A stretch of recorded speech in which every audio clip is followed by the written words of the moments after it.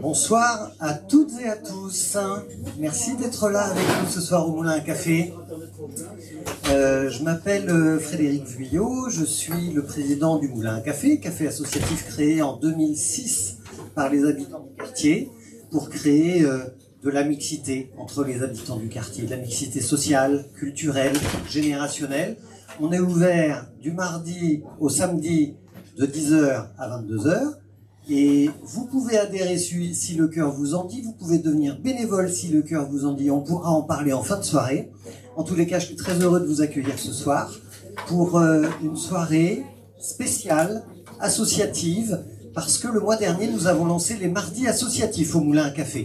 Les mardis associatifs, qu'est-ce que c'est? C'est la priorité donnée dans notre programmation les mardis soirs aux présentations d'associations, que ce soit pour présenter leurs activités, leurs plaidoyers, leur levée de fonds, leur mobilisation, leur cause. Et ce soir, j'avais décidé d'inviter Jean-Baptiste Jobard, qui est porte-parole du collectif des associations citoyennes, parce que le CAC, l'autre CAC, si vous voyez ce que je veux dire, vient de lancer une campagne qui s'appelle les soulèvements associatifs. Alors ceux qui sont dans le fond, je vous invite à venir vous asseoir plutôt devant parce qu'on va parler de soulèvement associatif, si vous n'avez pas commencé à dîner. Et puis Jean-Baptiste va nous expliquer ce que c'est que les soulèvements associatifs, mais Jean-Baptiste m'a dit « Ok, je veux bien venir au Moulin à Café, mais alors il faut inviter aussi Patrick Vivray, qui est économiste, philosophe, essayiste, voilà, et qu'on voit dans beaucoup de cercles associatifs, et Laure Di Franco, qui est directrice de la Confédération nationale des foyers ruraux. Parce qu'évidemment, les soulèvements associatifs ne concernent pas que ce qui se passe dans le 14e arrondissement de Paris.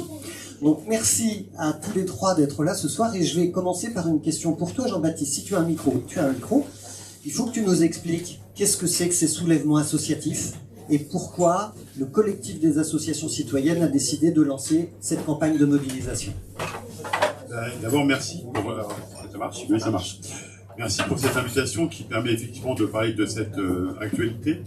Et l'idée, effectivement, c'était de parler de cette actualité, mais de ne pas en rester là, j'allais dire, et aussi d'aborder des questions de fond qui nous conduisent à nous mobiliser. Et donc, c'est vrai que quand on a parlé de ce type de soirée, la proposition, ça a été assez vite de se dire... chouette, mais à ce moment-là, croisons les regards, notamment acteurs de terrain et chercheurs, universitaires, penseurs, pour nous aider à mettre en relief cette actualité. Alors cette actualité, je vais quand même en dire oui, c'est quoi l'actualité? Voilà. Bah oui. Alors l'actualité, en fait, d'abord dire que elle s'inscrit dans l'ADN du CAC, et donc le CAC, pour ceux qui ne connaîtraient pas encore, c'est le collectif des associations citoyennes qui, depuis 15 ans, est un collectif qui rassemble des militants associatifs de tout domaine. Et au départ, on a été créé pour lutter contre la marchandisation du monde associatif, le fait que les associations sont poussées de plus en plus vers le marché et donc contraintes à ressembler de moins en moins à des associations. Je le dis parce que c'est vraiment aussi notre actualité. Alors, je vais montrer ici le rapport qu'on a fait hier. On vient de sortir un deuxième rapport sur la marchandisation du monde associatif.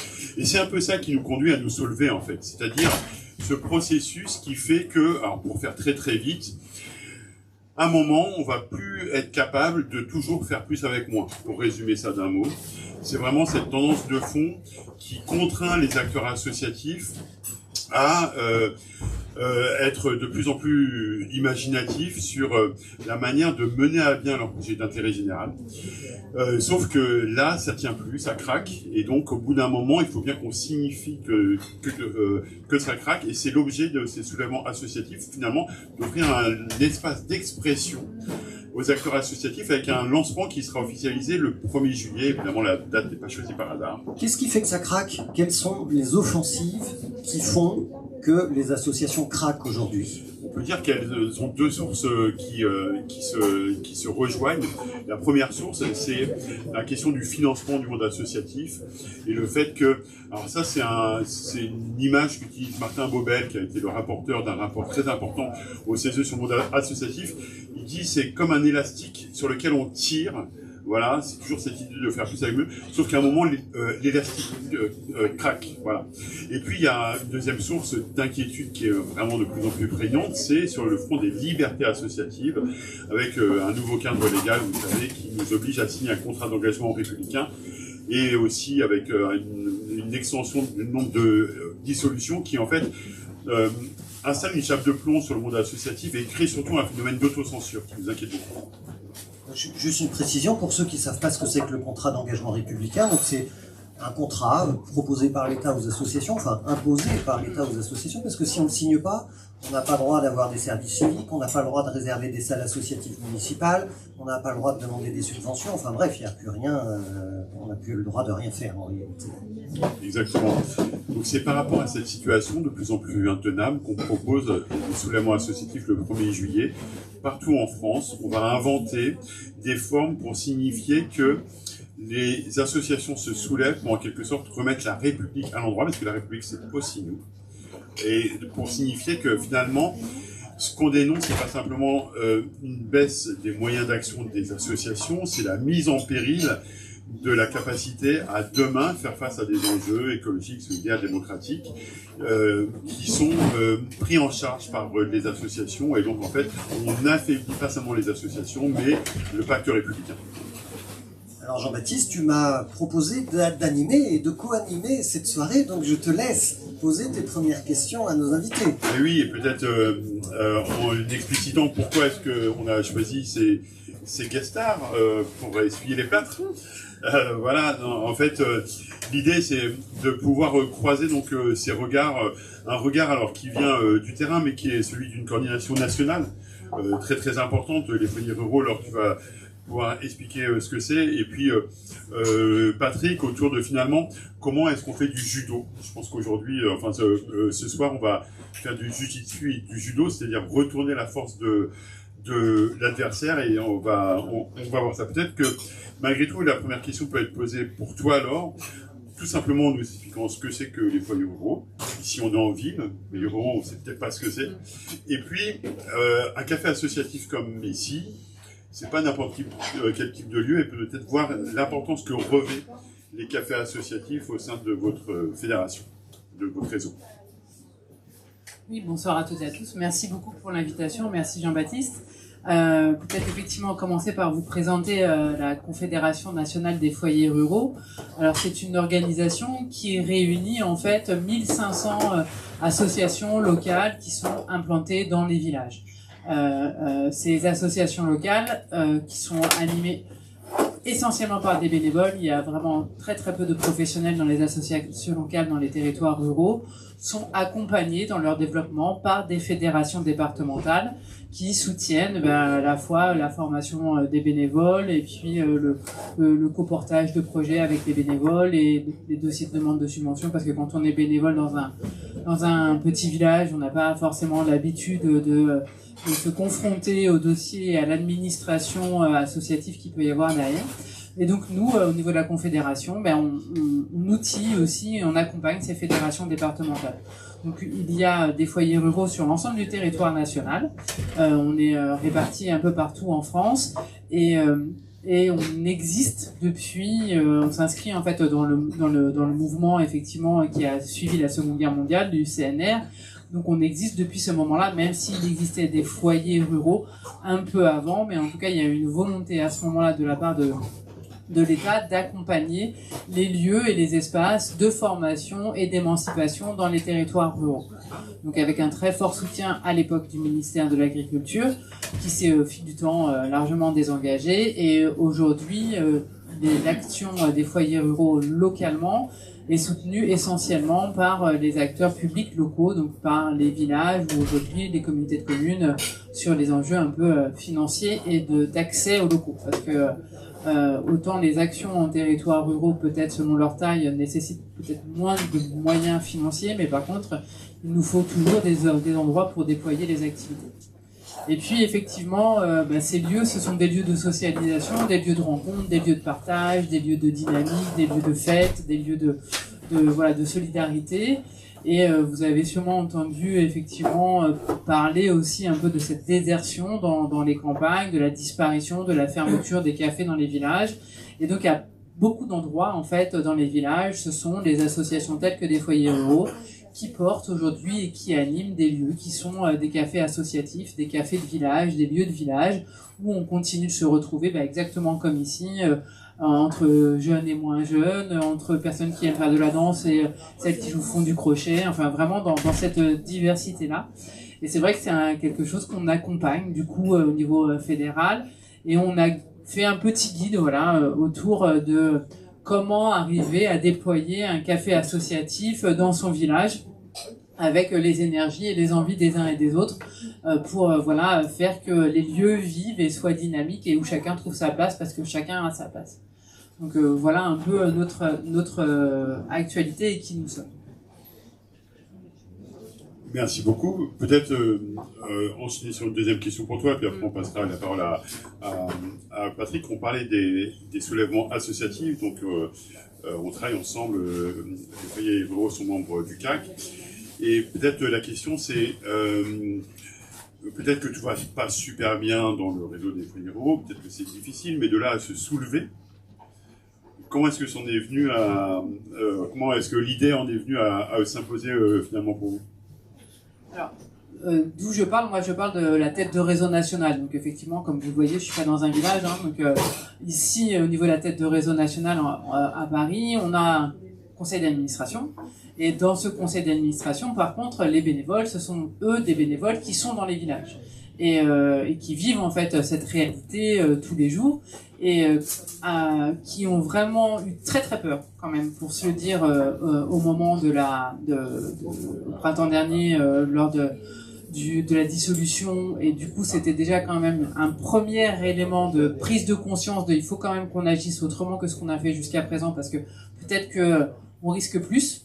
Et puis la deuxième vague, c'est quand même la vague économique, comme tu l'exprimais très clairement là sur tout le bruit, j'ai envie de dire, qui a eu lieu autour du budget de 2025 et des budgets à venir suivants, les rencontres que nous on a pu avoir avec les ministères, avec nos bénévoles, hein, évidemment. Moi, quand je vais au ministère, j'y vais pas seule en fait, hein, j'y vais avec des coprésidentes qui sont aussi présidentes de foyers rural, aussi bien en Côte d'Or que dans la région de Toulouse, et du coup là de s'entendre dire tout le temps de toute manière il n'y a plus de sous, on vous donnera plus rien et estimez-vous heureux si cette année vous avez déjà quelque chose. Je pense que vraiment ça a été la goutte d'eau qui a fait basculer entre guillemets le mouvement vers il faut qu'on agisse et il faut qu'on s'exprime avec d'autres, parce qu'il y avait aussi un grand sentiment d'isolement en fait, de se dire oh là là, comment on va faire et pouvoir le partager dans le cadre du soulèvement associatif. C'était aussi un endroit où ça redonnait de la force pour continuer entre guillemets d'être mobilisé et de travailler à ce qui les anime, c'est-à-dire dynamiser et faire que dans leur village il se passe des choses avec tout le monde. Ça veut dire quoi alors on s'est dit que la situation était assez grave pour qu'on décide de fonctionner plus comme avant. C'était comment avant? Vous étiez endormi dans les campagnes, vous étiez sur un vieux fonctionnement routinier, c'était quoi avant? Et qu'est-ce qu'il faut aujourd'hui? Alors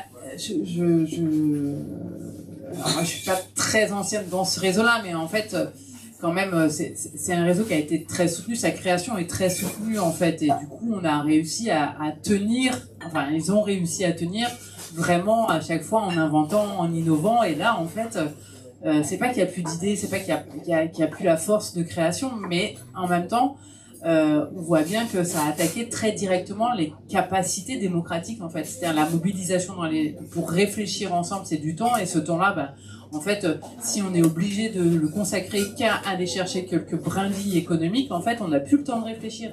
Et c'est ça, en fait, qui a été vraiment l'élément important, c'est de se dire, on n'a plus le temps de réfléchir, on ne nous autorise plus à réfléchir, on ne nous autorise plus à participer de concertations départementales ou nationales, parce que ça aussi, ça a un coût, et que du coup, nous, la tête de réseau, on le supporte pour les bénévoles locaux, mais si la tête de réseau n'a plus d'argent, en fait, cette participation-là, elle est beaucoup plus fragilisée, et ça fait disparaître l'enjeu associatif, en fait, de cette réalité. Merci beaucoup. Alors, peut-être Patrick, en écho à ce que vient de dire Laure, donc on voit que les foyers ruraux ont un rôle dans la vie de la cité très important, dans les villages, dans les petites villes, il faut qu'ils interviennent dans la vie de la cité. C'est la définition même de la politique. Sauf qu'on en parlait avec Laure un petit peu avant, il y a un enjeu de réappropriation de ce terme politique, parce que c'est un terme qui est devenu, même au sein des foyers ruraux, un terme repoussoir, mais peut-être parce que par politique, on entend un certain rapport au pouvoir. Et toi, tu développes beaucoup l'idée qu'il faut travailler ce rapport au pouvoir et que c'est pas la même chose d'avoir du pouvoir sur et du pouvoir de. Donc comment est-ce que tu t'adresserais finalement à des foyers ruraux pour leur dire que quelque part il faut absolument qu'ils réinvestissent ce terme parce que il y a moyen, il y a intérêt à pas se faire désapproprier un certain nombre de mots. Ben, quand Laure évoque tout ce qui se passe du côté des cafés dans les villages, des cafés associatifs, qu'est-ce que ça crée? Ça crée un pouvoir de création. Il y a de la vie qui circule. Et ce pouvoir de création, il est démultiplié par la coopération. Plus il y a d'acteurs, et plus il va y avoir démultiplication de ce pouvoir créatif.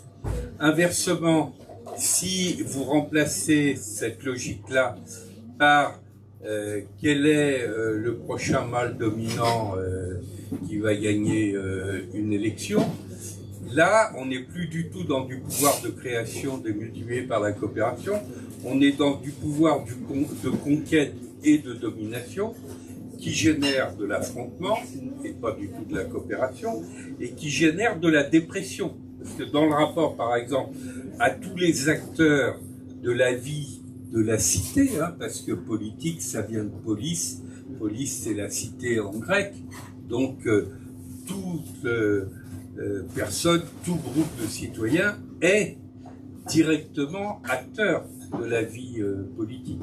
Mais dans le pouvoir réduit à une logique de conquête et de domination, c'est un pouvoir de propriété qui dit le politique, c'est moi.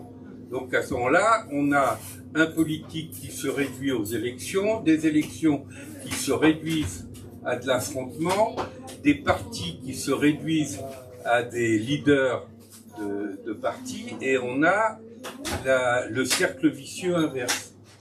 Et au passage, puisque tu évoquais la nécessité de faire du judo, justement, l'un des premiers terrains sur lesquels il faut faire du judo ou du jujitsu, comme disait Saul Alinsky, c'est justement les mots qu'on utilise.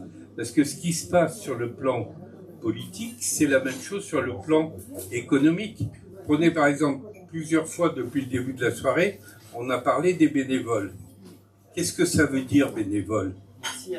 Ça veut dire l'orientation bénéfique de la volonté.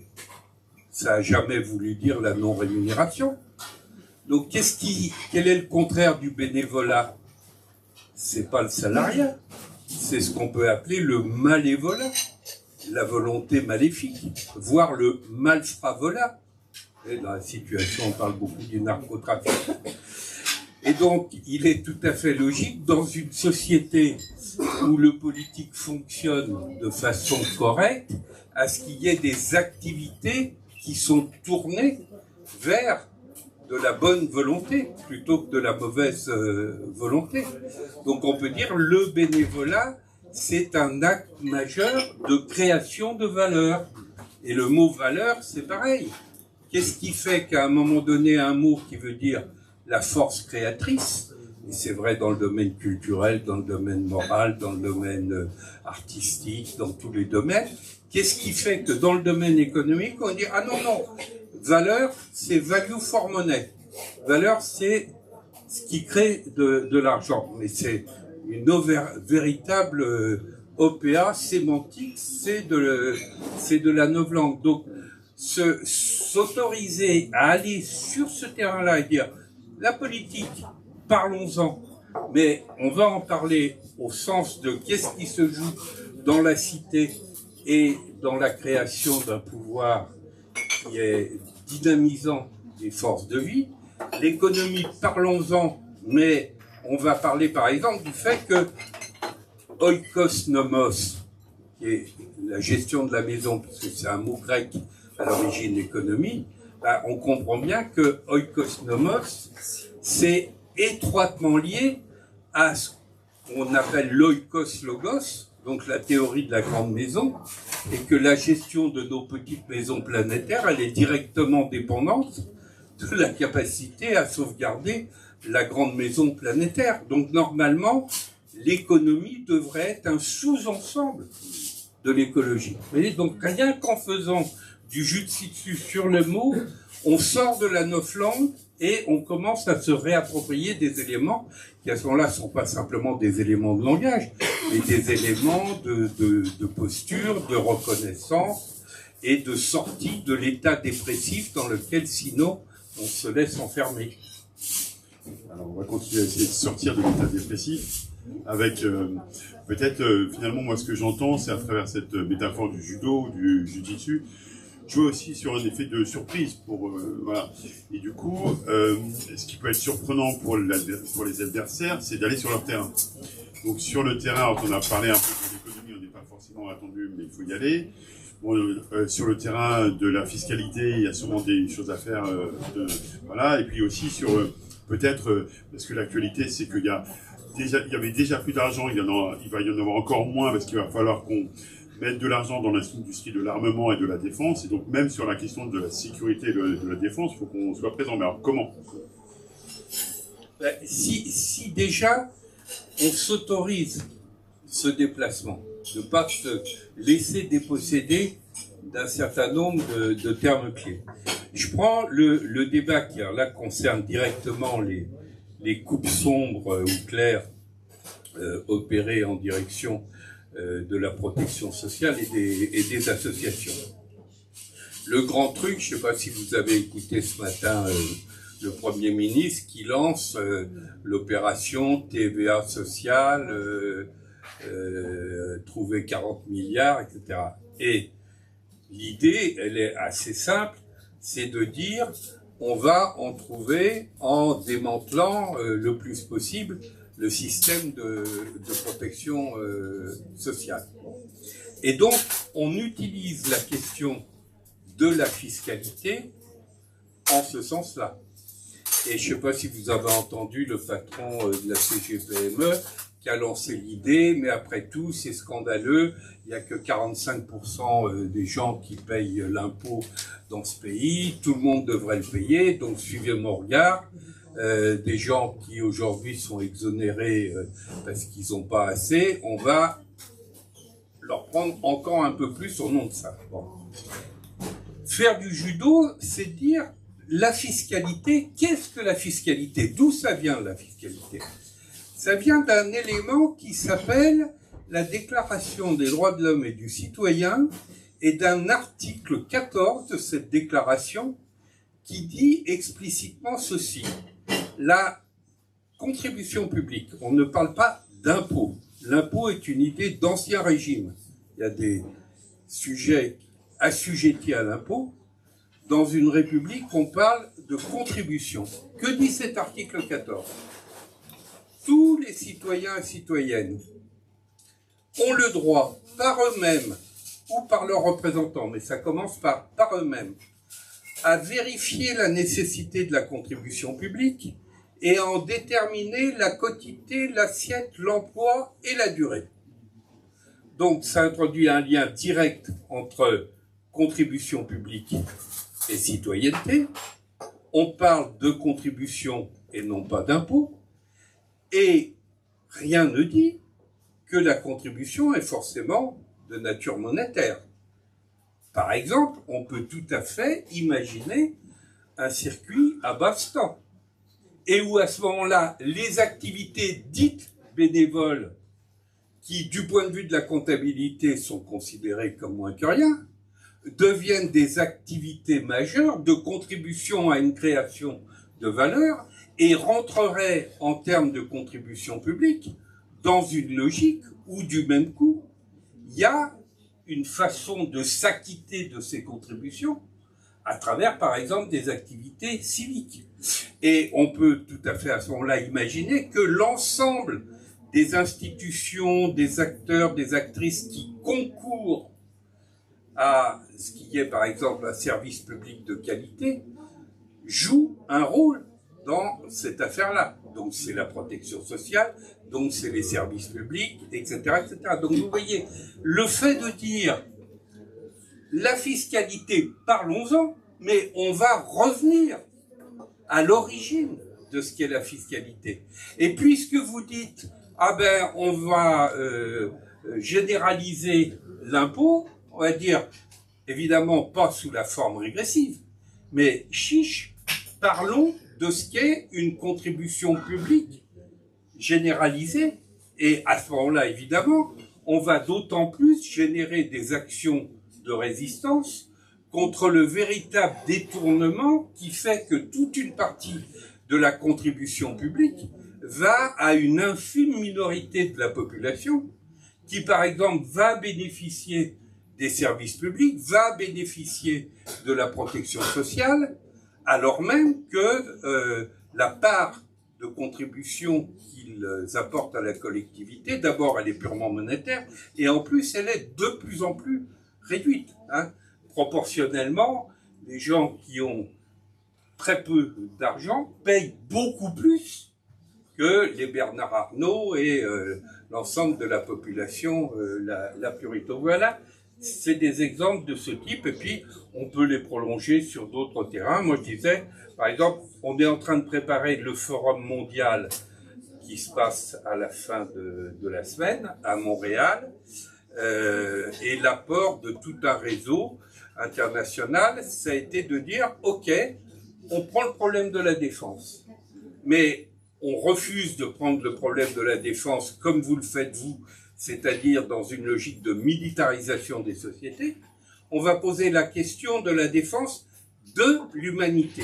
Ça veut dire quoi, défendre l'humanité contre toutes les logiques de régression, de barbarie, etc. À ce moment-là, on comprend bien qu'il faut aujourd'hui défendre l'humanité à Gaza, défendre l'humanité en Ukraine, mais on défend aussi l'humanité quand on s'oppose à faire de la Méditerranée un véritable cimetière. Partout où il y a de la régression vers de la violence et de la barbarie, on peut dire l'humanité est en danger, et c'est là-dessus qu'il faut organiser la défense. Et quand l'Union européenne dit par exemple, ça serait bien d'avoir un sac qu'ils ont appelé un sac de résilience, non, moi je dis faisons-le avec l'ensemble des acteurs de l'économie sociale, solidaire, des associations, etc. Faisons le sac de résilience organisé autour de la défense de ce qui compte vraiment, et on en profite à ce moment-là, y compris pour faire de la pub pour nos associations qui sont créatrices de valeur au sens le plus fort du terme. Alors Patrick, merci de venir à l'économie sociale et solidaire, parce que ce discours-là porte sur la société d'aujourd'hui qui ne va pas très bien, et on voit ce qu'il faudrait espérer pouvoir changer, mais on est ce soir sur une thématique des soulèvements associatifs. En quoi est-ce que tous les éléments que tu as cités concernent en particulier les associations? Parce que précisément, c'est là qu'il y a une création de valeur majeure, si on entend le mot valeur au sens de force créatrice, et qu'il suffit d'imaginer ce que serait l'absence des associations pour voir la destruction de valeurs, tous azimuts, qui serait générée. On imagine une grève générale des associations. Là, c'est un pays comme la France, c'est un pays qui n'a plus les moyens de continuer à vivre, tout simplement. Des secteurs entiers vont se trouver bloqués. Donc, il faut lier cette approche de soulèvement associatif à la fois sur le volet de résistance, mais moi j'insiste toujours sur la nécessité de la résistance créatrice, parce que sinon elle tourne à la révolte désespérée. Et donc il faut que dans le même temps où il y ait la part de résistance, il faut qu'il y ait la part de judo, de contre-proposition, et de dire nous allons nous organiser aussi entre nous, parce qu'il y a des millions et des millions de personnes qui sont dans ce système de valeurs. Il n'y a pas que le SS, d'ailleurs, à cet égard. Ben, si on dit ce qu'on propose, qu'on réclame, on va déjà le faire pour nous-mêmes.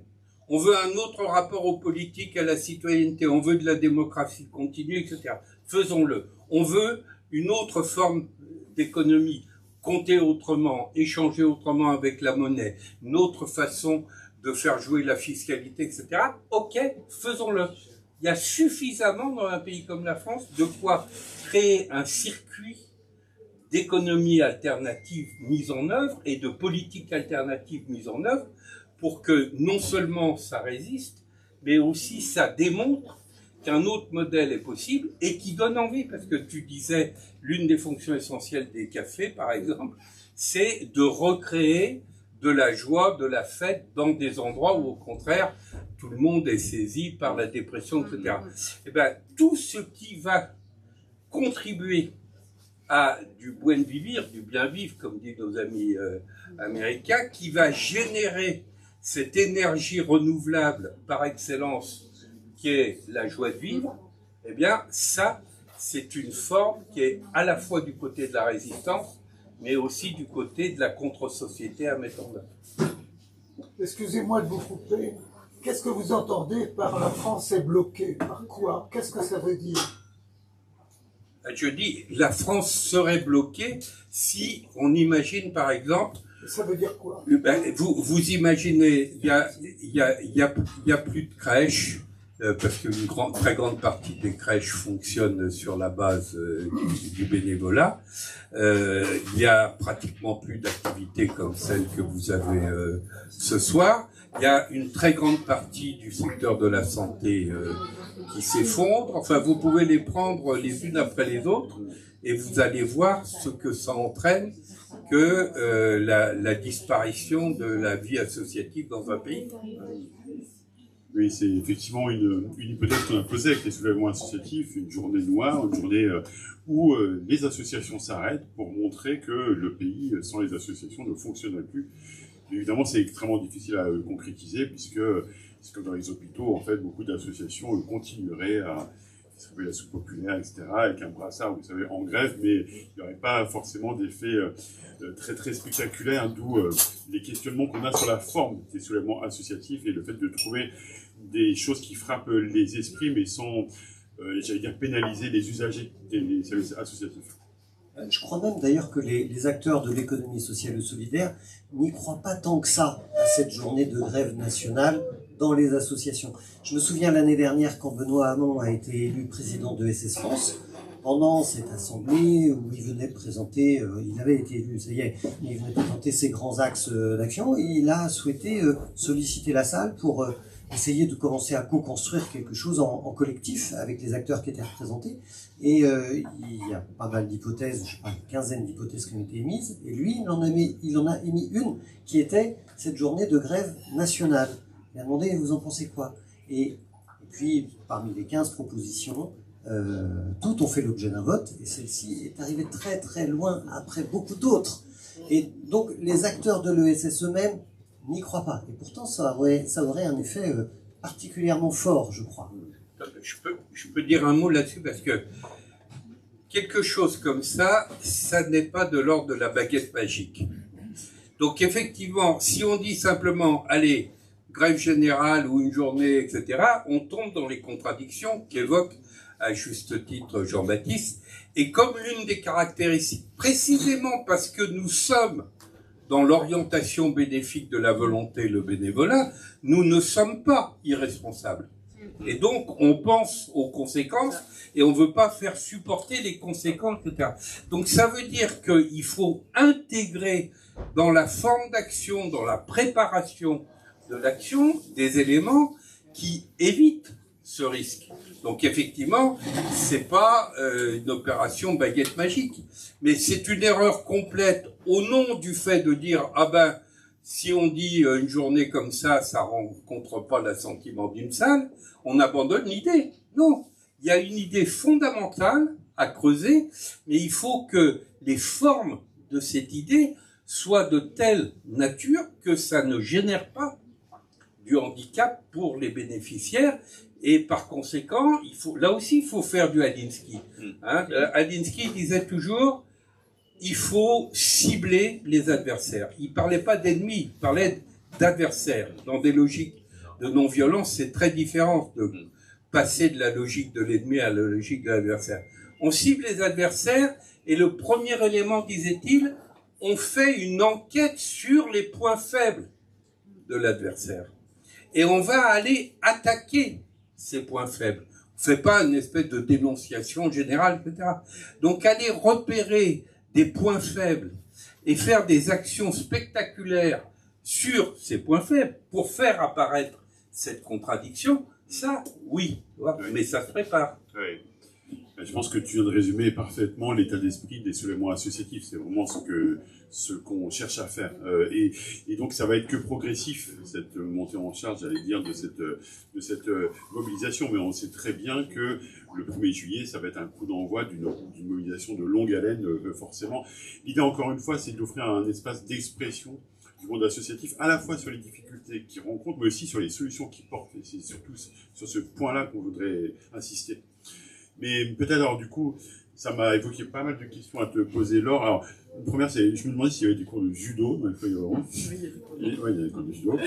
Et non, après, c'était plus sur, toi, peut-être par rapport à ce que dit Patrick sur la résistance créatrice. Comment est-ce que tu vois ça? Est-ce que c'est plus en termes d'atmosphère? Est-ce qu'au sein du réseau, on est sur cette optique-là de résidence créatrice ou plutôt de révolte désespérée? C'est-à-dire que qu'est-ce qui prédomine? Est-ce que c'est une sorte de désespérance ou au contraire, est-ce que vous arrivez à vous projeter et à avoir une dynamique interne au sein du réseau qui permet de porter un certain espoir quand même? Pour répondre très directement, en fait, nous, le travail qu'on a fait au niveau de la tête de réseau, c'est effectivement d'être dans cette dimension de projection. En fait, on a travaillé notre projet confédéral l'année dernière en visant 2046. Alors, 2046, tout simplement parce que ce sera les 100 ans, en fait, du mouvement, mais du coup, on a fait tout un travail avec notre réseau pour s'imaginer en 2046. Donc, on a vraiment interrogé et questionné les associations locales, les fédérations, les administrateurs, les bénévoles, les professionnels. Enfin, on a essayé vraiment de voir ça au plus large. Donc, vraiment, notre démarche, elle est plutôt à demain, comment on construit demain, et effectivement, potentiellement en modifiant un peu le rapport de force qu'on peut avoir, et en même temps en se positionnant, et notamment là, le travail immédiat, comme des alliés en fait vraiment sur les territoires ruraux. Dans la perspective des élections municipales, on sait bien que être maire, c'est jamais simple, et alors être maire dans un petit village, c'est encore plus compliqué peut-être, parce que les responsabilités sont énormes et les moyens sont très faibles.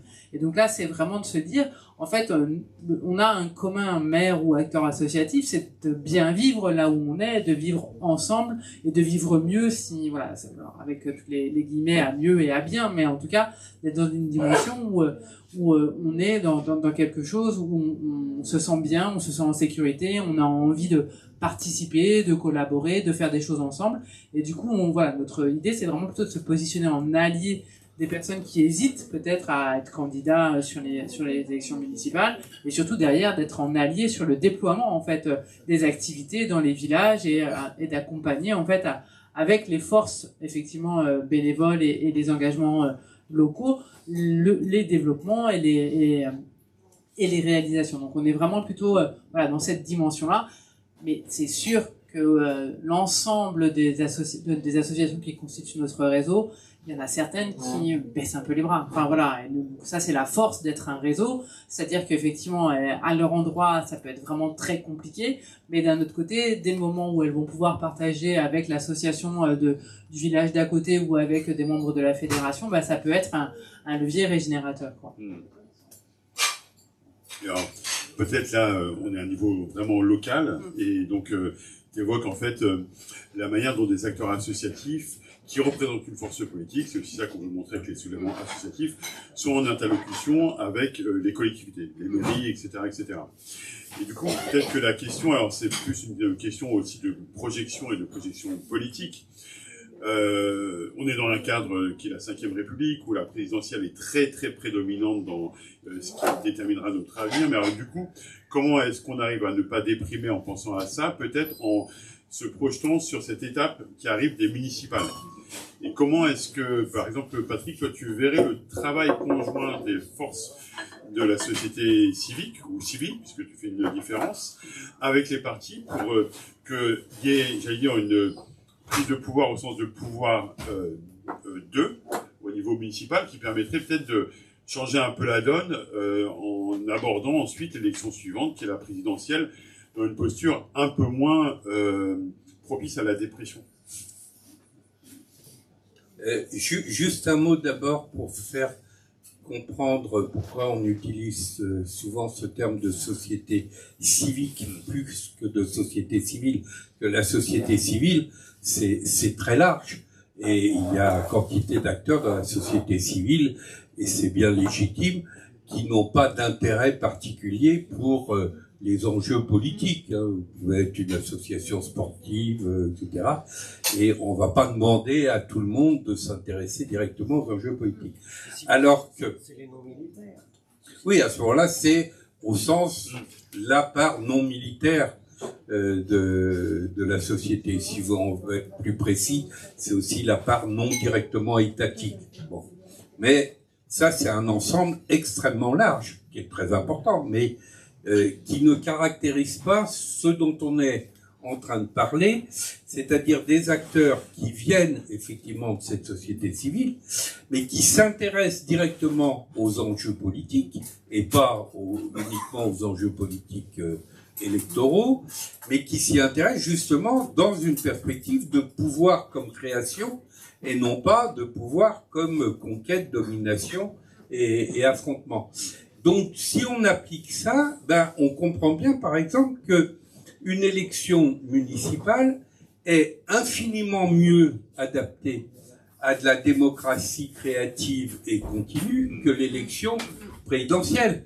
Non seulement parce que on part du terrain, parce que l'enjeu, c'est pas simplement le jour où il y a l'élection municipale, c'est tout ce que tu viens de dire, Laure, c'est comment on organise le bien vivre dans notre territoire. Donc c'est de la démocratie continue. Et en plus, c'est des modes électoraux qui incitent les différents acteurs à s'allier, à rentrer dans des logiques de coopération.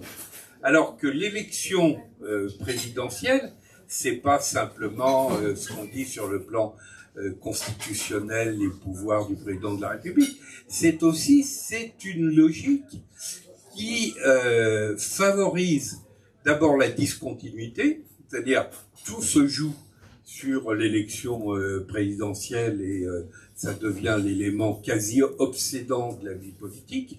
Deuxièmement, ça favorise l'affrontement et ça crée des conditions telles que c'est beaucoup plus difficile de faire des alliances et de parler du fond, parce que on est là en train déjà de se poser la question, est-ce que c'est X, Y ou Z qui va émerger dans cette affaire? Et c'est pour ça que avoir une dynamique de la société civile qui dit aux acteurs politiques, écoutez, parlons politique, mais parlons-en sur le vrai terrain de la démocratie.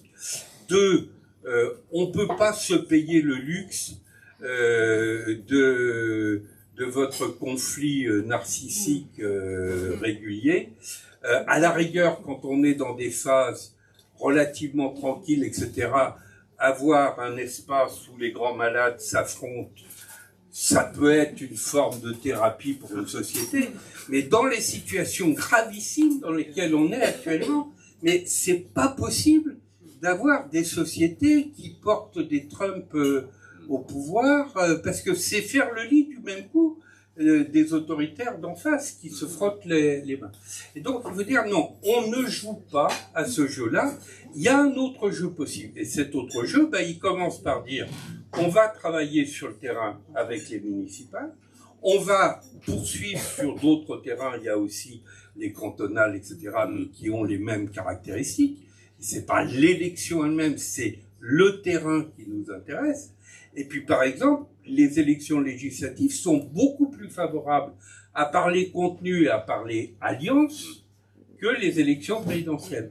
Et donc, c'est toute la proposition qu'on a faite, y compris dans ce qu'on appelle une initiative commune, justement, à tout un tas de réseaux qu'on a appelé Humus, justement, pour bien montrer le lien avec le caractère à la fois d'humilité, d'humour, d'humanité et en même temps de nourriture terrestre de l'affaire.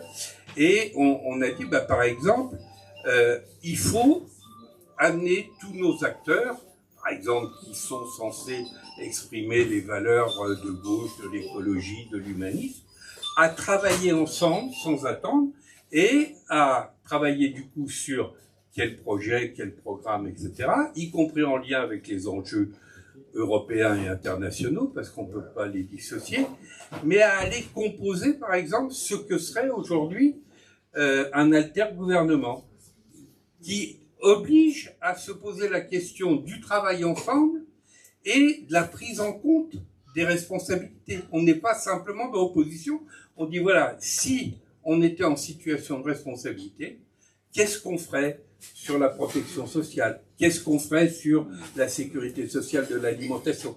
Qu'est-ce qu'on ferait sur les problèmes de sûreté et de sécurité? Qu'est-ce qu'on ferait pour faire en sorte que la contribution publique devienne un acte démocratique, etc. Ben, si on fait ça, ben, on va dire on a besoin de tout le monde.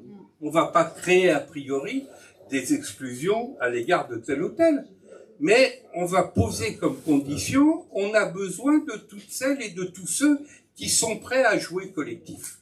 C'est ça le critère. Si vous prenez une comparaison sportive, on est prêt à prendre tous les joueurs à condition qu'ils soient prêts à jouer collectif. S'il y a des joueurs qui sont peut-être excellents, l'équivalent des Benzema qu'on a connus par exemple en matière de foot, mais qui jouent pas collectif, eh ben la règle du jeu n'est pas respectée. Vous voyez, là aussi c'est du judo parce qu'on déplace complètement le terrain.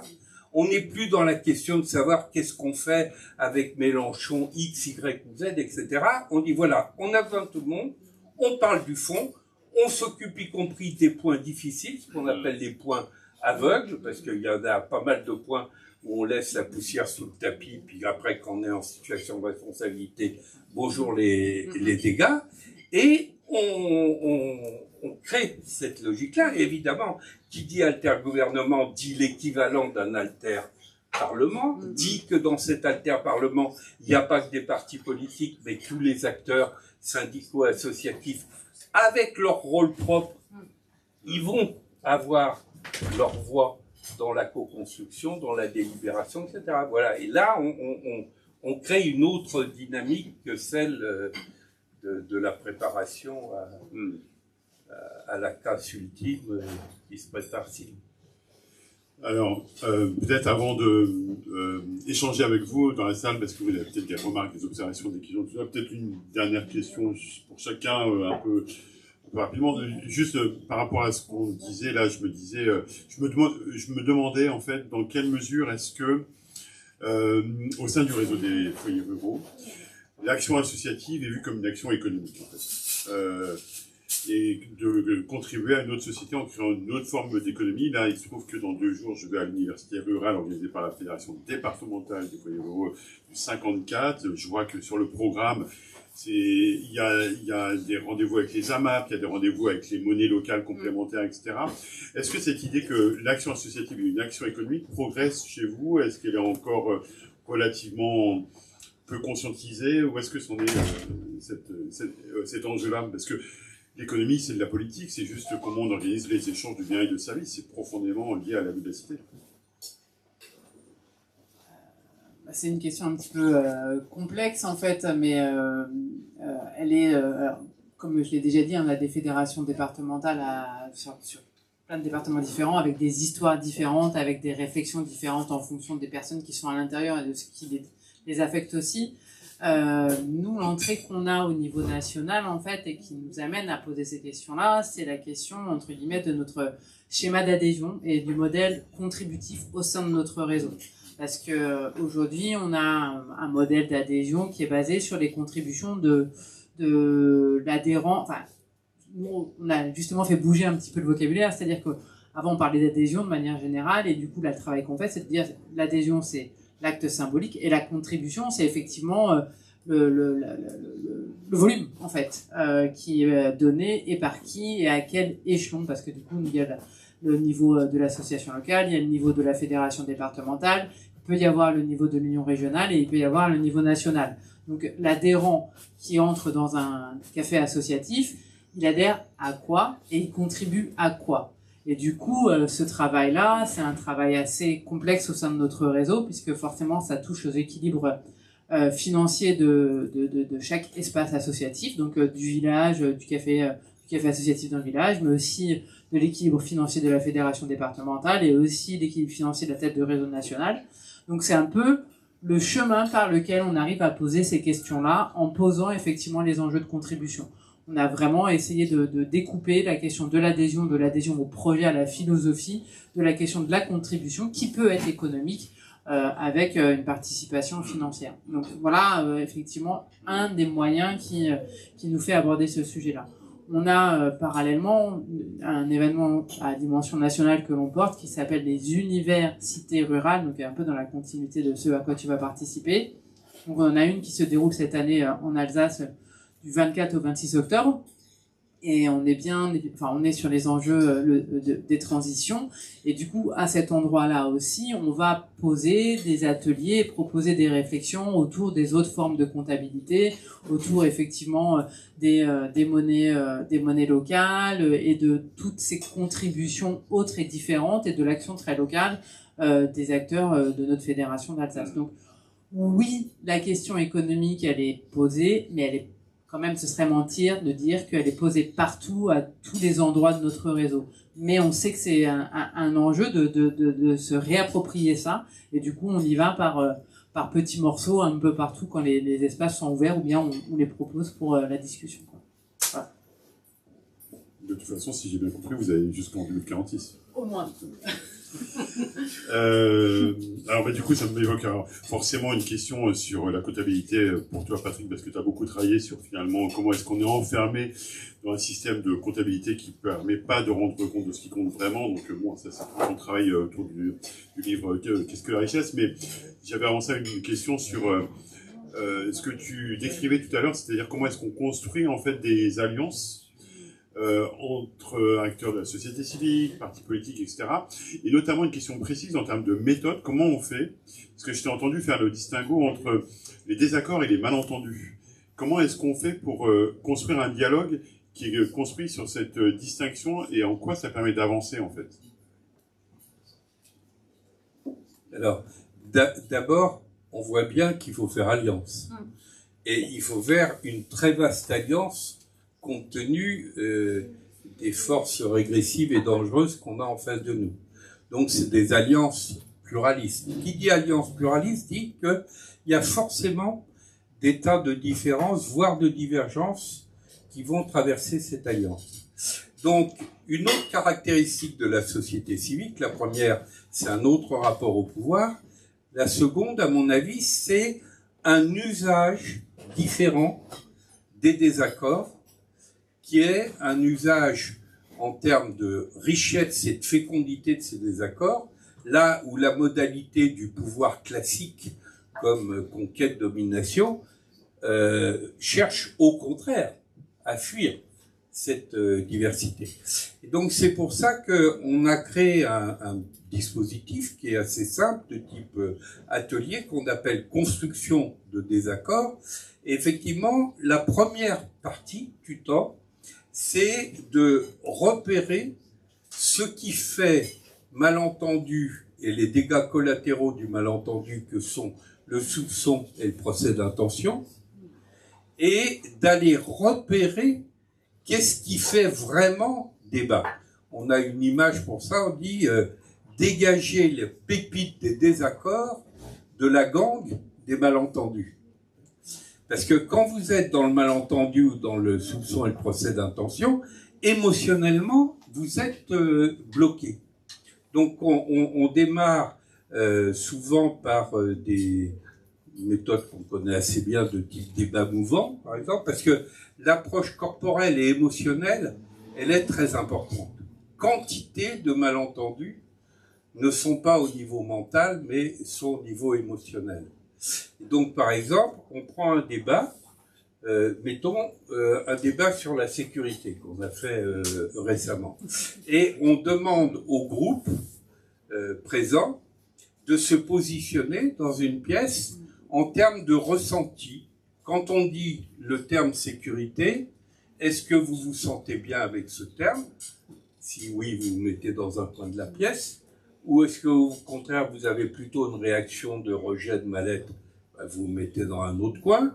Ou est-ce que vous êtes mitigé dans un troisième? Ou est-ce que vous êtes complètement neutre ou indifférent? On commence par jouer aux 4 coins. Et dans un premier temps, on ne va pas argumenter, on va simplement dire aux personnes qui sont ainsi organisées dans la salle, quelles sont les raisons de votre ressenti.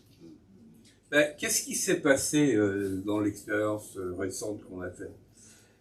Le groupe qui s'était mis en position négative, il dit, pour nous, sécurité, ça renvoie à sécuritaire, c'est les logiques répressives, on veut pas de ça, etc. Donc, ressenti négatif.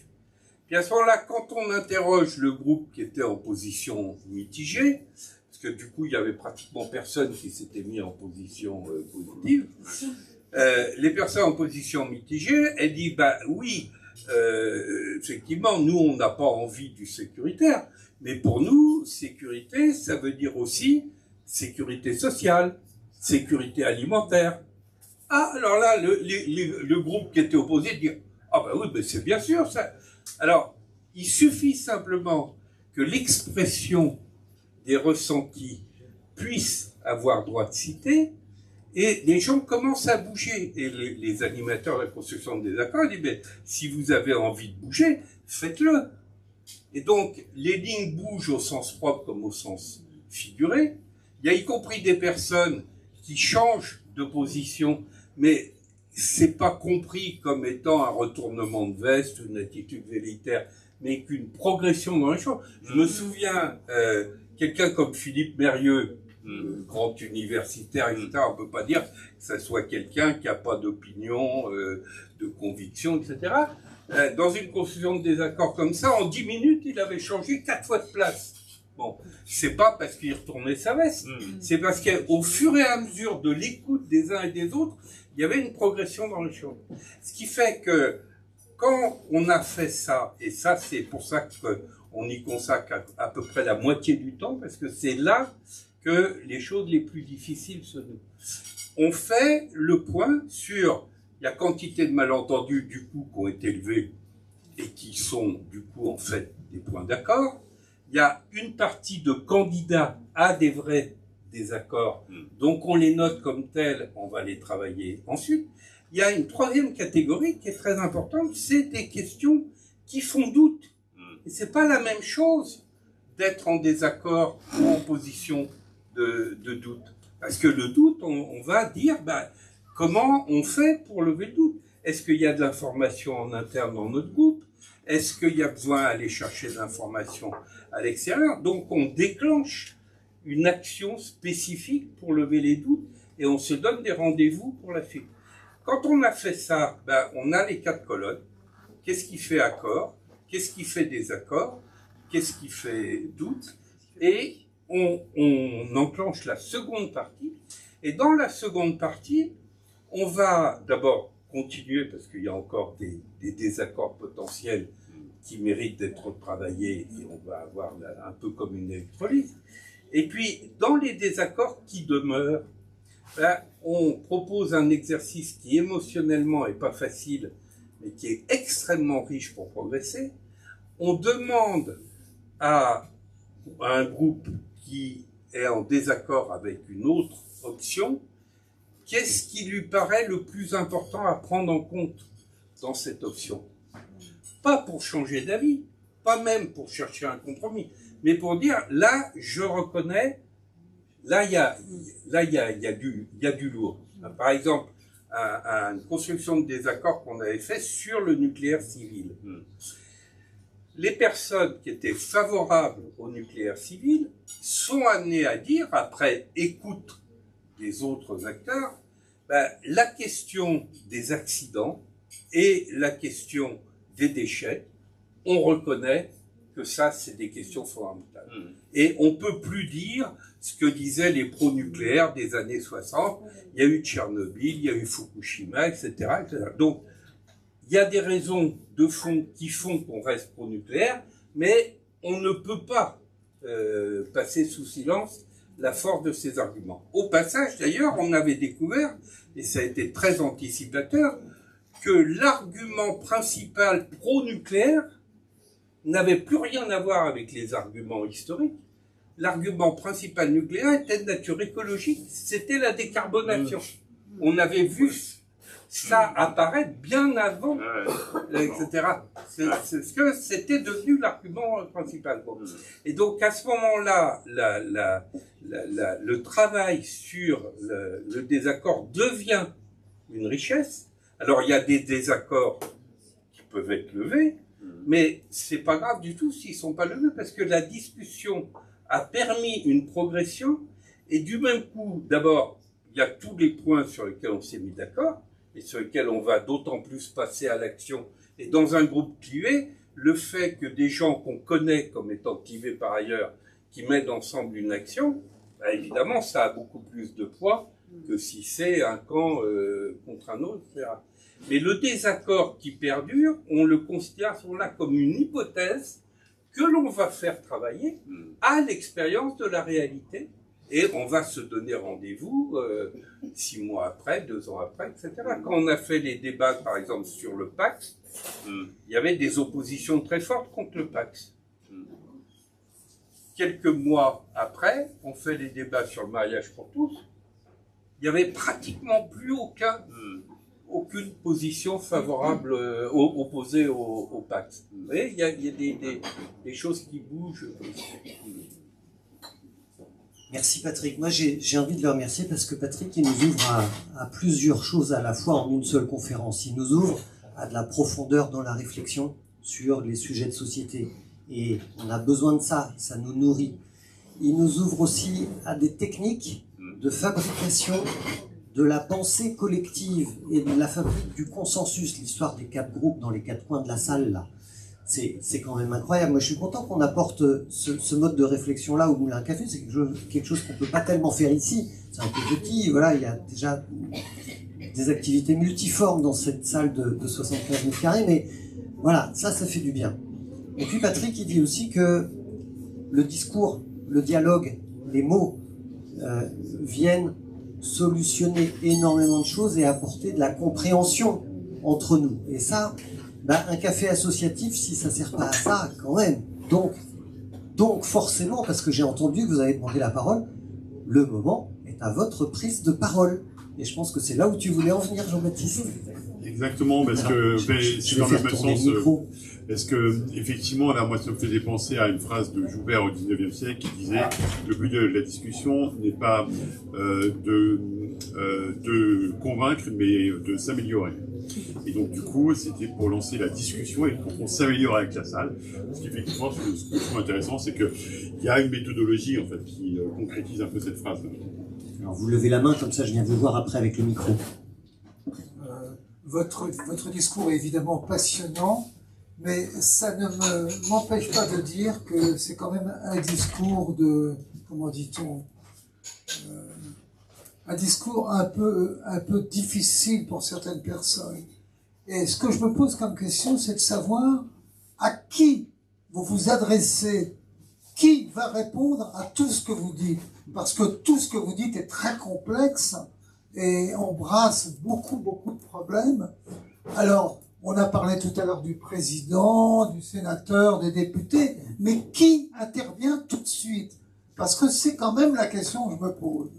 Alors, je vous ferai mes excuses par avance, il n'y a plus beaucoup de piles dans ce micro. Patrick, moi je prends d'autres questions? Oui, parce qu'il faut... On tourne un peu dans l'échange aussi. Je voulais savoir comment on s'oppose le monde citadin et le monde rural, dans le sens où quelles sont les vraies différences. Merci. Une troisième question. Moi, j'aurais une question. Troisième question, puis on prend les premières réponses. Mais j'ai trouvé passionnant, Patrick, très bien, vachement intéressé parce que je suis membre d'association et j'ai pas mal de problèmes qui sont posés dans vos interventions, qui sont très utiles pour notre association. Mais ma question porte sur, je veux dire, ça me paraît beau, mais en même temps, je me dis, les Gilets jaunes, c'est quoi? Est-ce que c'est une association? Est-ce que c'est un mouvement? Pourtant, c'est quelque chose qui a réussi quand même. On ne peut pas dire que ça a échoué. Il y a eu un mouvement populaire là-dessus, il y a eu des changements. Certains, même si le pouvoir n'en a rien fait, mais c'est pas grave, dans la mentalité des gens, ont beaucoup changé grâce aux Gilets jaunes. Pourtant, ce n'est pas une association comme on l'imagine, politique, et c'est quelque chose qui a réussi à changer. Comment vous l'interprétez? Une quatrième question qui vient d'arriver au bout de la salle. Bonsoir, je m'appelle Ronald. Merci beaucoup pour cette intervention. C'est pour toutes vos interventions qui sont vraiment... Désolé, pas plus fort.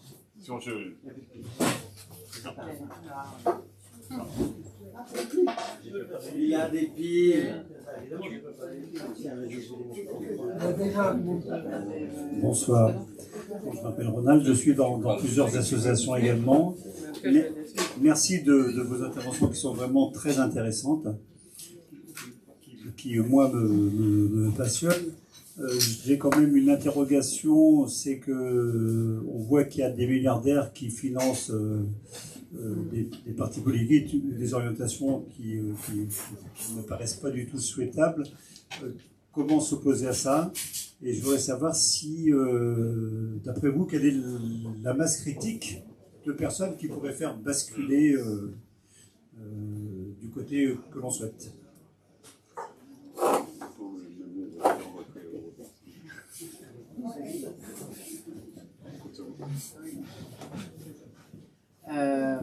Peut-être je peux essayer de nourrir la réflexion sur la question citadin et monde rural. En fait, je pense que la première des choses, c'est la question du dialogue. En fait, c'est qu'il faut qu'on se cause parce qu'il n'y a pas tant de différence que ça.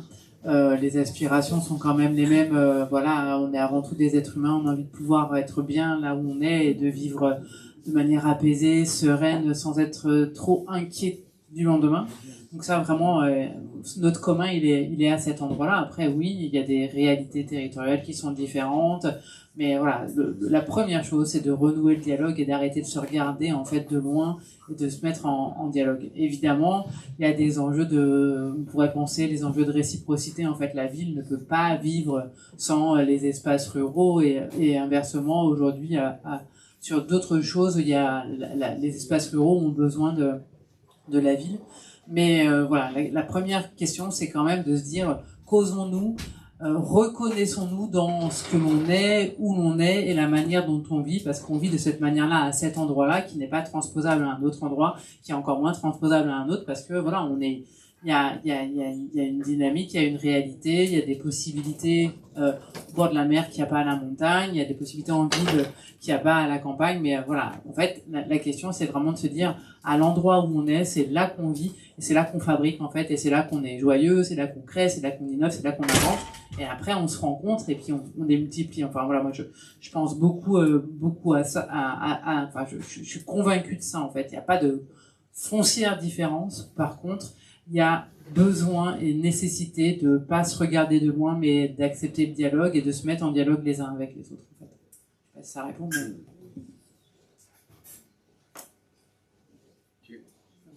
Non, mais vas-y quand même. Non, mais parce que du coup, ça fait un peu lien avec la question des gilets jaunes, en fait, où je trouve quand même que sur la question des gilets jaunes, il a été, enfin, en tout cas, il y a une forme d'expression était vraiment un sentiment par une partie de la population de pas être reconnu dans ce qu'ils sont et ce qu'ils vivent. Et c'était cette expression-là, en fait, qui s'est quand même matérialisée de cette manière-là, à ce moment-là. Je crois. Et donc après, la forme que ça a pris, est-ce que ça a pu déclencher ensuite le fait que ce soit sous une forme associative ou pas. Enfin voilà, tout ça, c'est des choses qu'on peut analyser et suivre. Mais surtout, je crois que ce qui se disait, c'était vous ne reconnaissez pas dans ce que l'on est en train de vivre, dans ce que l'on vit à l'endroit où on est. Quoi. Éviter la langue de bois. Oui, éviter la langue de bois et surtout accepter d'être en dialogue en fait. Et dans le respect, dans l'écoute en fait. Et éviter la langue de bois, c'est aussi pas faire semblant d'avoir toutes les réponses. Et c'est là qu'on retrouve la différence entre pouvoir de conquête ou pouvoir de création. Le politique qui dit c'est moi le sauveur, il prétend pouvoir parler à tout le monde, résoudre tous les problèmes, etc. C'est évidemment complètement faux et mensonger, et ensuite on va le payer très cher, ce mensonge. Donc il vaut beaucoup mieux que chacun dise, à partir de son expérience, voilà, moi je sens ça, je vois ça, je connais tel aspect, je la restitue, je la transmets, et puis il y a d'autres choses, je suis en situation d'apprenant ou de doute, etc. Et moi, j'aurais été incapable de répondre à la question que vous posiez, et si c'est Laure qui pouvait y répondre. Et sur les gilets jaunes, par rapport à ce mouvement qui était lui-même profondément à multiples faces, etc., je connais des tas de personnes qui ont beaucoup plus d'expérience et de connaissances que moi, et je préfère dire, ben voilà, je les écoute, j'apprends d'eux, etc. Et c'est la même chose sur la question, vous savez, dans les débats publics, le 8 mai, c'est la voie vers la chute dépressive. Parce que quand c'est oui, bon, oui, c'est clair, c'est bien, etc. Mais, en gros, bah, tout ça, c'est idéal, mais la vraie réalité, c'est pas du tout celle-là, etc. Vous sentez la dépression qui prend la salle. Donc, moi, je dis toujours, attendez, les 8 mai, soit vous êtes en désaccord, et c'est tout à fait légitime, à ce moment-là, c'est pas un oui, mais c'est un non, car. Et ça va nous faire avancer. Soit c'est un élément qui est complémentaire, et à ce moment-là, c'est un oui et, mais c'est pas un oui mais. Et c'est la même chose sur les comment indistincts. Des comment qui sont tellement énormes, moi qui suis d'origine savoyarde, c'est comme si on me disait tu te prends la face nord des Grandes Jorasses en hiver et tu la montes sans équipement. Bah oui, effectivement, je préfère rester couché au chalet. Oui, donc, et donc je remplace le comment indistinct par comment font ceux qui, parce qu'ils savaient pas que c'était impossible, ont commencé à faire. Et on va se mettre à l'écoute de ces acteurs-là. Et ce double déplacement, ben, il va faire qu'à ce moment-là, l'assemblée collective va elle-même devenir créative. Je suis persuadé que vous avez vous-même des bouts de réponse à votre propre question. Et comme la première question par rapport au public, je suis persuadé que monsieur qui a posé, il a des idées sur la façon de s'exprimer qui permettrait que ça soit plus simple, plus pédagogique, plus fluide, etc. À partir du moment où on partage tout ça, hein, on est dans de l'intelligence collective, on est dans du pouvoir créateur. Est-ce qu'il y a d'autres questions, interrogations, remarques, observations?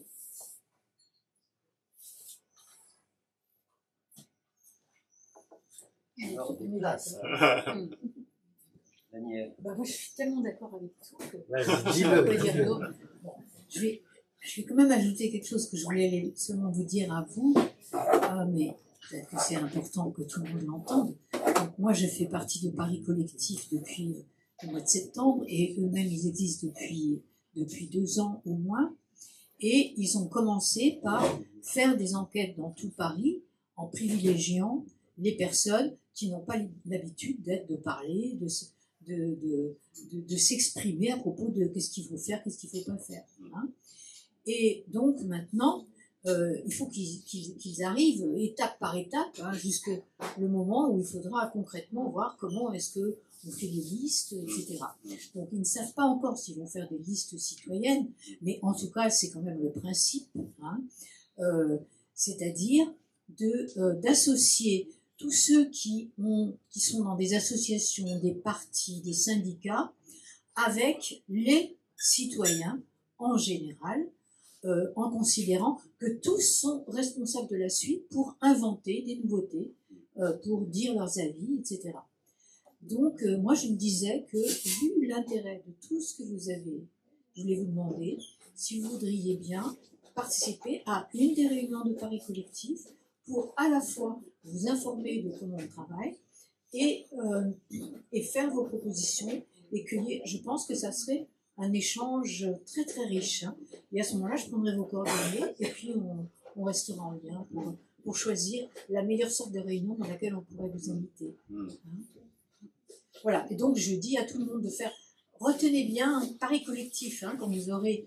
Donc justement, tu vas dire ce que tu as décidé. Hein. Non, mais c'est bien, c'était le coup de pub de la soirée. Et vous en avez peut-être d'autres à faire aussi. Est-ce qu'il y a d'autres questions, d'autres remarques, d'autres interpellations, d'autres oui mais ou non car?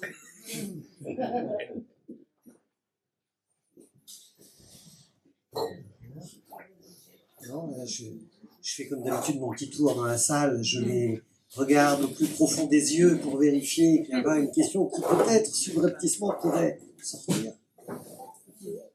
Pas de questions? Bon, pas de questions, pas d'autres questions. Alors, Jean-Baptiste, il faut que tu nous parles quand même de ce mouvement des soulèvements associatifs et de la campagne de mobilisation avec le petit hashtag que vous allez pouvoir retrouver sur les réseaux sociaux. Oui, c'est ça, soulèvement associatif, avec des invitations à construire en fait cette mobilisation. En fait, c'est assez simple. On se réunit tous les mardis midi, à midi pile, avec une visio parce que c'est national, et donc il y a des gens de toute la France. Et là, ce qu'on est en train de constituer, c'est une banque d'initiatives, c'est-à-dire une mise en commun de toutes les idées pour arriver à se faire entendre le 1er juillet. À Paris, on va probablement faire une opération Place de la Bourse, une opération symbolique, une sorte de dying, voilà, pour essayer de signifier un peu les... Donc dying, moi tu me l'as appris tout à l'heure, to die, mourir, voilà. Et donc le dying c'est... Le dying c'est, Act Up a beaucoup fait ça dans le temps, etc. C'est montrer en fait le carnage en symbolisant la disparition des associations, simplement. Voilà. On dessine au sol. On dessine au sol la trace du cadavre laissé par le carnage budgétaire. Voilà, on reconstitue une scène de crime, et donc du coup après on cherche à démêler l'enquête qui est l'assassin. Voilà. Donc ça c'est une opération sur Paris, mais il y aura des opérations partout. Et puis surtout c'est un point de départ, c'est-à-dire que là de la même manière que là on voit que la discussion ce soir a des rebonds, des prolongements, etc. L'idée en fait c'est de créer un mouvement.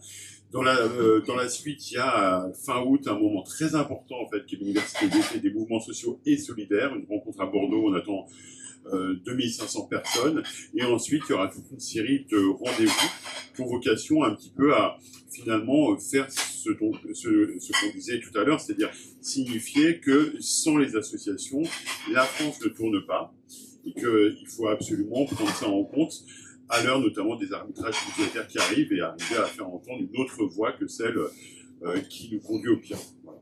Mais je voudrais qu'on parle du hashtag un jour, une asso, une solution. C'est ça, je voudrais pas tout à fait. Ça, c'était effectivement quelque chose qu'on a préparé dans ce cadre des soulèvements associatifs, parce que il y a eu des enquêtes sur l'état de santé financière du monde associatif. C'est très très important. On a des chiffres macroéconomiques, alors complètement inquiétants, mais on s'y attendait. Mais en fait, derrière tout ça, il y a des conséquences humaines. Et en fait, ce qu'on a essayé avec cet hashtag, un jour une alerte associative, c'est de donner corps, d'incarner ça au plus près, j'allais dire, des hommes et des femmes qui font vivre le monde associatif et qui vivent avec le monde associatif à chaque fois en isolant un chiffre et en montrant la conséquence qu'il y a, parfois en termes d'emplois supprimés, parfois en termes de services en moins, etc., etc. Et donc c'est ça qu'on a voulu, en fait sortir un peu d'une approche purement quantitative et j'allais dire montrer les dégâts humains en fait qu'il y a derrière ces choix politiques. C'est intéressant parce que alors vous savez peut-être pour certains d'entre vous que moi je fais des interviews dans l'économie sociale et solidaire et il n'y a pas longtemps j'interviewais quelqu'un dans le secteur de l'insertion par l'activité économique. Alors ils ont des budgets d'État qui se réduisent et puis la réduction elle est de 10%. Alors on se dit 10%, oui, c'est embêtant, c'est 10% de moins. Bon, il reste 90% en fait, donc c'est pas tant que ça comme baisse. Si chacun doit contribuer à l'effort national, budgétaire, etc. Et dans l'interview, il me dit, mais non, mais avec 10% en moins, sachant que nos budgets sont déjà pile à l'équilibre pour des actions d'insertion par l'emploi, de formation, de remise, on remet le pied à l'étrier des gens qui sont très éloignés du marché de l'emploi, etc. En fait, avec moins de 10%, on fait plus d'actions de formation. On peut plus embaucher d'encadrants parce que, on n'a plus les budgets pour payer le salaire d'un encadrant. Donc en fait, on fait plus rien. Moins de 10%, on fait plus rien. Et donc, voilà, cet appel à un jour, une alerte, une asso, qui met en scène un chiffre et ses conséquences, je trouve ça assez éclairant. Donc merci pour ça. Je peux juste ajouter un mot, parce que je trouve que ça permettrait de répondre aussi à la question qu'est-ce qu'on fait avec les plus riches, etc. C'est-à-dire, si le ciblage en question, on le faisait systématiquement des deux côtés. Du côté du carnage, et puis du côté d'acteurs qui sont tellement au-delà du superflu, qu'ils se payent aussi le luxe de procéder à de la destruction écologique, à de la destruction sociale, etc. Mais là aussi, on ne fait pas une dénonciation générale du capitalisme, du néolibéralisme, etc. On cible. Et on va dire, tiens, là, en ce qui concerne Bernard Arnault, ça ressemble à ça. En ce qui concerne le patron de CNews, par exemple, du côté média, ça ressemble à ça, etc. Pour rendre concret ce que c'est que le carnage d'un côté et ce que c'est que l'accaparement de l'autre. Parce que si on reste dans les généralités de la dénonciation, ça reste trop vague, et tu as raison. Voilà, le piège, c'est on raisonne en pourcentage. Alors, en pourcentage, chacun doit contribuer à hauteur de X%. Oui, les X% de Bernard Arnault, ça n'a rien à voir avec la personne qui est déjà en situation de survie. Oui, je voulais juste rajouter un moment important aussi dans la question des soulèvements associatifs, c'est la période de rentrée, parce qu'il y a tous les forums associatifs à tous les endroits, et je pense que ça c'est vraiment un bon moment pour parler en fait de la situation et pour se redire. Il ne s'agit pas simplement de faire l'inscription au yoga ou à je sais pas quelle activité, mais vraiment de se dire comment cette activité elle existe, parce qu'il y a une association, parce qu'il y a des gens qui effectivement sont mobilisés pour faire tourner les choses, et ces moments de forum associatif, il y en a dans toutes les villes à la rentrée, ça me semble être vraiment des moments très opportuns pour redialoguer du fait associatif. Merci beaucoup Laure Di Franco, merci Patrick Vivray, merci Jean-Baptiste Jobard. Il est 21h30, alors vous savez que vers 21h30 on arrête la soirée au Moulin à Café, mais on peut continuer à discuter, donc voilà, on va couper les micros. Mais on peut continuer à rester ensemble encore pendant un quart d'heure, 20 minutes, pour rester ensemble, pour discuter, pour dialoguer. Et nous noterons que pour la soirée des soulèvements associatifs, nous aurons terminé la soirée en parlant de Bernard Arnault. Merci beaucoup à vous, vous pouvez les applaudir.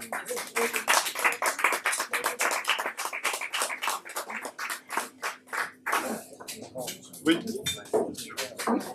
Je la fais pas à moi non plus. J'ai eu l'impression au départ, là, ça marchait. Ouais. Ouais, pas de problème. Oui, oui, bien volontiers. C'est l'heure, il y a aussi d'affichage. Oui, oui, on peut chacun. Ah oui, je crois qu'il m'en a parlé tout à l'heure. Il a toutes mes coordonnées. Hein. Ah ouais, mais ça fait rien. Je vais quand même les reprendre si tu veux bien. Oui, c'est toujours la même chose. Oui, oui. Le téléphone. 06 81 60 24 60. Oui, oui. Ben, voilà, comme ça, que normalement je les avais pris, mais